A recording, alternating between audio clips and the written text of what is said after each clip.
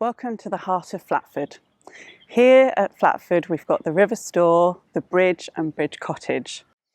And for many years this river has been a canalised river. In fact, it was canalised in the 1700s. And the reason for that was that the port at Mistley, near the coast, and Sudbury needed that connection. So through all those centuries there have been barges that have gone up and down this river. It takes 2 days to get a barge from Mistley near the coast to Sudbury inland. And that would have taken the men on the barges with horses pulling the barges along the towpaths 2 days with an overnight stop in Neyland. Obviously, here at Bridge Cottage, those inhabitants would have seen those barges coming up and down the river, so it would have been a bustling highway, a bit like the A12.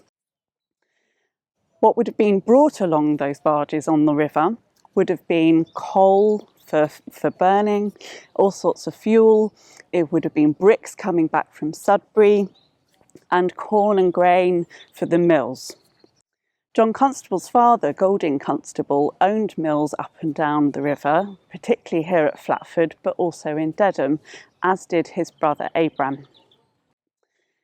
They would have been highly invested in the navigation of the river and would have monitored the river levels. And over at the mill, there was a bell that actually would have been rung around those river levels being managed. The river was the thoroughfare of trade. Roads were not very useful. Rivers were the best mode of transport, and the horses would have had to move from either side of the river in order to be able to continue on the towpath due to different land ownership. So one of John Constable's paintings actually shows a horse getting into the barge to get across the river onto the other side to continue that journey down the towpath. Here at Bridge Cottage, as the barges approached, they would have smelt the beautiful smell of cooking bread in the 2 bread ovens at the back of the cottage.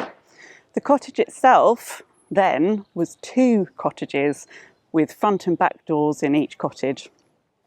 It was tied and owned by the Constable family, so the people that were living in these cottages would have been highly involved in the day-to-day agriculture, but also potentially cooking for the bargemen as they were passing on that day.